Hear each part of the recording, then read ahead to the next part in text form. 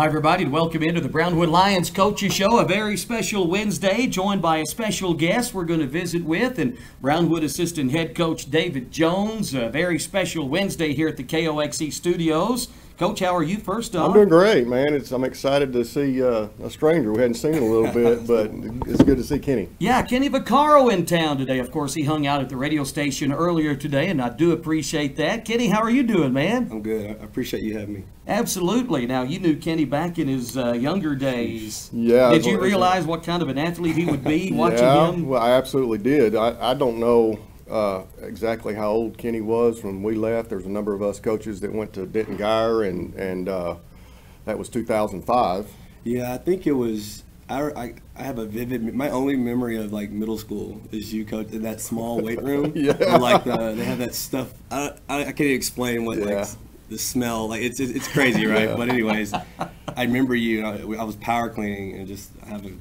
You were probably screaming at me. Probably so, but I was working hard though. So I'm sure. I'm sure. But the memories that I have with Kenny was that Coach Walsh and I did a track program for the youth of Brownwood, and it was a very popular camp. And Kenny was young, and we would take those kids to track meets in Waco and other places. Mm-hmm. And of course, Kenny always excelled in that, and his brothers and his sisters, and they were a big track family, and still are, I would imagine. And you know, when I left and went on to some other places, I was still in contact with Brownwood coaches and things like that, and we communicated a lot. And so I knew how well Kenny was doing, and what a hard worker that he was. And you know, I think he's the poster child for if you want to go on and play Division I football and make something of yourself, then it's certainly not an easy road.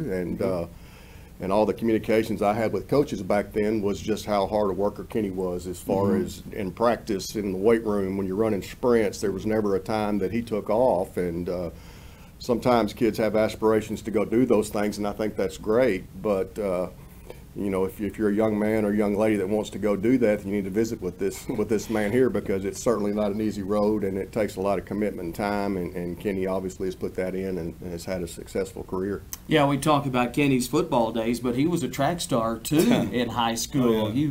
You did the long jump, I think, and well, honestly, really it was kind of my youth, like you said. My mom, like that's what I started with. She said basically, like, if you can run forever, you can do anything. Like, I don't know what you're going to be good at, soccer, basketball, baseball, football. I just want you to be able to have endurance and run. And then what I really got from that though is like my mentality that I got from being able to constantly train every single day since I was 4 years old, running miles and miles.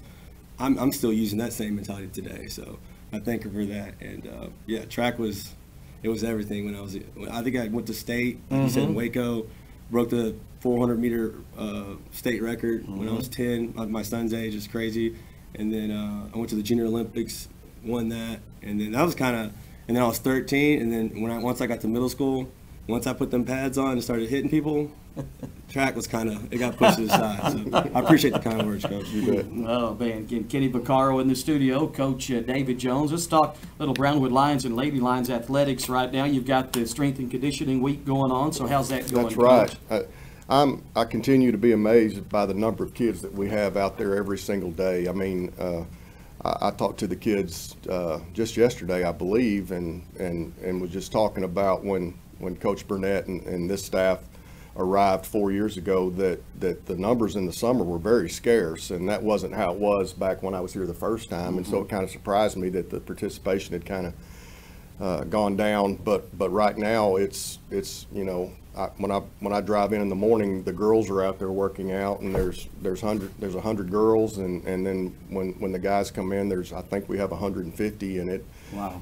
Typically the first week, you know, it's a real popular thing to go out there and work out and do all that stuff, and then usually it wanes a little bit as the weeks, you know, go on and it gets hot and everything. But the numbers hadn't gone down a bit, and those kids are out there working hard, and you know, one of the things that we're doing now with our kids, and I think we've addressed this a little bit, is we're spending time in the weight room, obviously putting the work in there, but then we're taking the kids into the classroom right now and teaching those guys how to be students of the game, and I think that's an important deal. And even our incoming seventh graders are doing that, and it's varsity coaches that are teaching them, and and you find that myself as a coach, a lot of times I talk to junior high kids about football and use specific terminology, and you find out later they don't even know what you're talking about. So to get down to the nuts and bolts and get them on the board and show them things and talk the terminology that we use, and for them to hear that at a young age is huge. And I think our football IQ is going to go way up because of this. You know, you talk about participation. We've hung out at some of the camps lately, football, and we got out to the volleyball camp yesterday. Great attendance at these camps, too. I haven't checked baseball out, but I'm sure it's kind of the same way, and that's excited to see all these kids out there. No question, and I visited with Kay Parrish. It used to be Kay West, Coach West's daughter. Oh, yeah. That's coming on board with us this year, and her and Ryan Jackson, one of our new coaches, is going to be doing track camp next week. And as I said the last time I was here, the camps, if you're not doing those, then you're missing the boat, because it's the nuts and bolts of a program. And as young as you can get the kids in and get them performing, you know, at a high level, getting to know the coaches getting to know them, hearing terminology, seeing drills, all that stuff, the younger you can do that, the better off you're going to be. And the participation has been great, and just the involvement with the community and the interest in getting kids involved in sports, no matter what it is big in Brownwood. By the way, Ken, you like our setup here? We're at Gordonwood Stadium, right there at the turf at our office. You like that? I like that. Yeah. I mean, I remember the Jumbotron first one back in the day. Jumbotron. Maybe not so much Jumbo, the Tron, right? Hey, when you go to Texas, it's like the whole, it's the freaking whole city. Go to Cowboy Stadium, look at the Jumbotron. It's unbelievable. Did you take part in camps, Kenny, when you were all of them? Didn't miss a day. Didn't miss a day. I just enjoyed it. I love football. I love competing.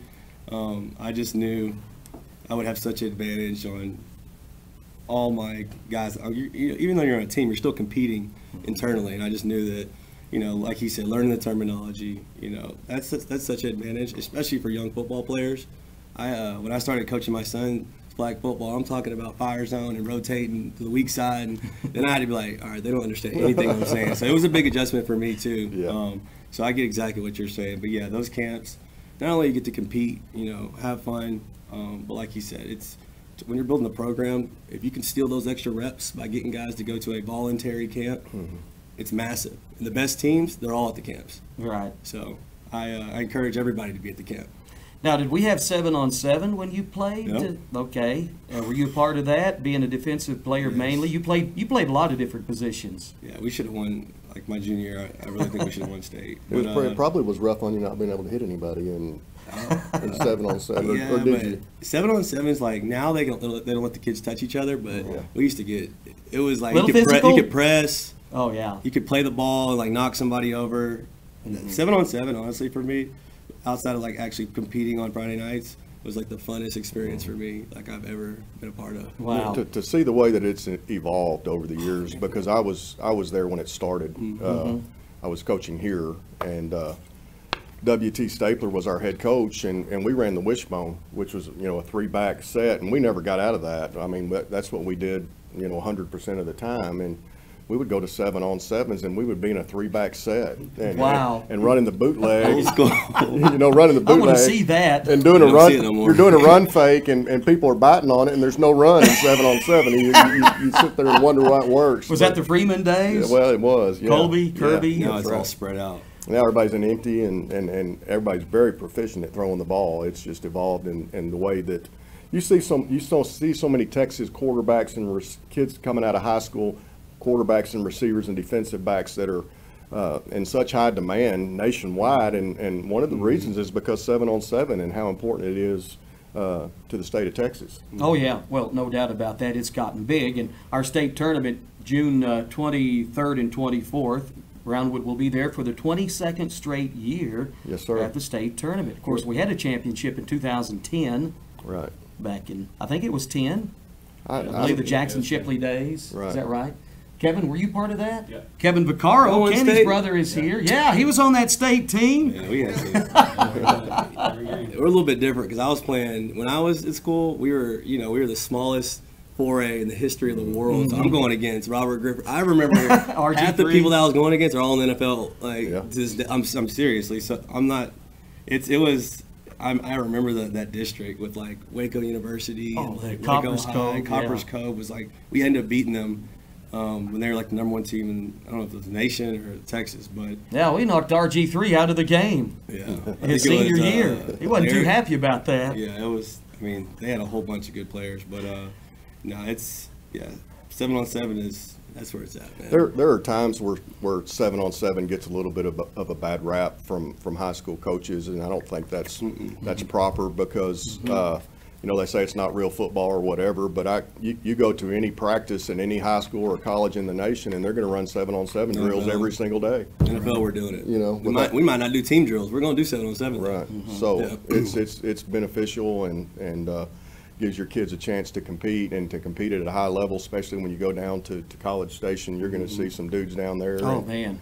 We've had I know when I coached here the first time, we had a kid that went down with us and performed really well at the state tournament and ended up getting a full ride to A&M, I think, basically over what he did at 7-on-7. And so there's people there watching, and it's a big spectacle, and it's going to be enjoyable for our kids. And I'm glad they get a chance to go do that. All right, let's talk camps next week. I know Kenny's got the list over there. We have some camps coming up the week of the 20th, I do believe. What do we have where folks can get their kiddos signed up? Baseball camp is ending today, Right. and then I believe the soccer camp. I don't have the Through sheet tomorrow. with me. Yeah, it doesn't say But anything. next baseball, week, that's it. doesn't say- Soccer's on the 26th. Okay, maybe it's not till the 26th, the boys soccer camp. I talked to, like I said, Kay Parrish yesterday, and I believe she was saying that her track camp is going to be this next week. And don't hold me to that, but Okay, it's not on the schedule. But I think that's what we're talking about. All right. I'll check on that. While we have Kenny here, congratulations, one of the newest members of the Gordonwood Hall of Champions. I don't know if you saw that yesterday, I Coach. certainly did, and well deserved. And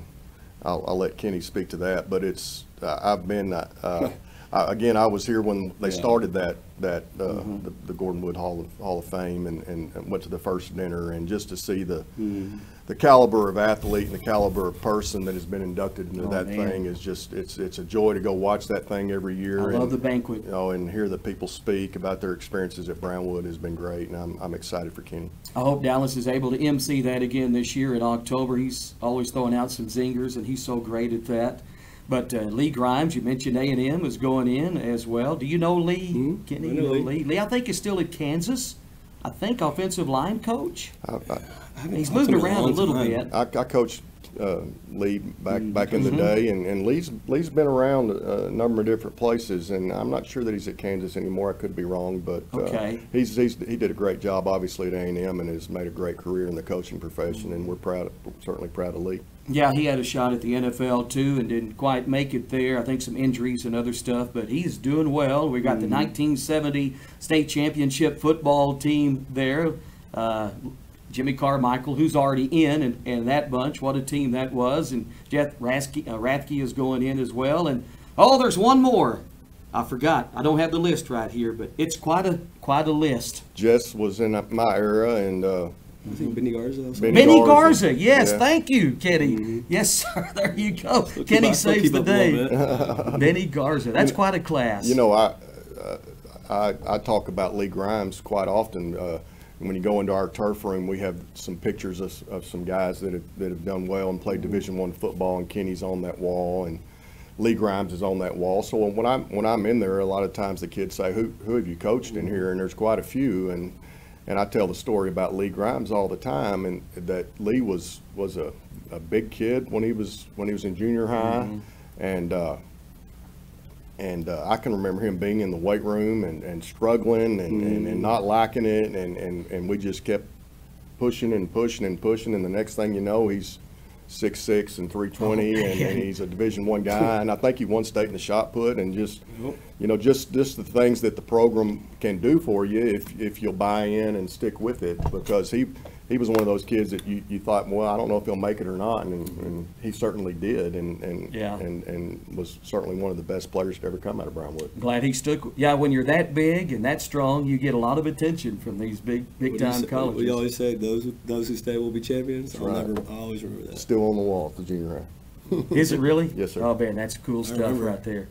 All right. So between now and 7-on-7, we have the strength and conditioning. Anything else coming up, Coach? I think that's about it. Our kids are are practicing for 7-on-7 still. When we do summer strength and conditioning, we're more about working our false type stuff, offensive line things and stuff like that. And then in the afternoons, they're coming up and practicing 7-on-7. So those kids are excited. And as I said, I talked to Derek after our game last weekend at Jim Ned, and I said, listen, these kids are putting in a ton of effort for this thing, and they're excited, and boy, they're just putting in the work. And so we're excited to get down there. A lot of us are going to leave next Wednesday, and some of us will leave next Thursday. They haven't released the pools or brackets yet. They'll do that when we get down there. Yeah, that's next week. Boy, time is flying. Who's coaching it?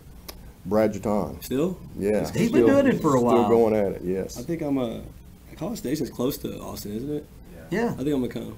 I haven't been there in a long time. Absolutely. That'd be great. They'd love for you to I pulled up the weather, and it said 106 on Thursday. And a humidity of 98%. Yeah. So it's on a Thursday? Don't you love it? Yes. Thursday, Friday? Yeah, definitely. Yeah. I'll come out there. And coaches can't, technically, they can't coach the 7-on-7 stuff, huh?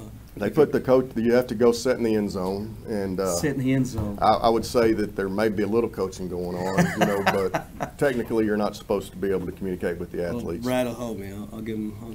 There you go. I'll call Kenny and say, hey, get over there. Walkie-talkie. That's Hey, right. Coach. That's Kenny, right. of course, has brought his entourage here. His little That's brother right. No, Kevin, that's my family. Johnny Ochoa, right over here. Can I brag on Kevin for a minute? Yeah, go ahead. Of course, he already said he was part of that state championship 7-on-7 team, but he also, I think, still holds the single game record of the longest kickoff return ever in Brownwood Lion history. And I was there, 102 or 3 yards against China Spring. Is that about right? That's a good program, too. That was Yeah. a crazy game. That was. Dallas missed that game, so I got to do the play-by-play, and I will never forget that. That was a good one. Of course, Kevin followed your shoes at the University of Texas, and you guys both Yep. play in there. It's pretty cool stuff. Yeah, it was cool getting to play together. Just walking on the field. I mean, that's just, it doesn't happen all the time, especially coming from a town like Brownwood. Like, what a blessing. And then, getting to play for, I remember before my dad passed, me and Kevin watching Texas football back in the 05 championship, watching Vince Young, beat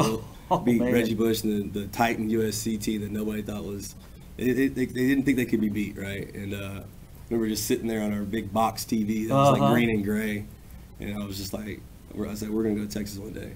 I was at a motel room in Big Spring. I had to travel watching that game. I spent money for an overnight stay just so I could watch that game. Yeah. Vince Young beat USC. Best one ever. But yeah, it was a blessing. Yeah, being able to play college ball together.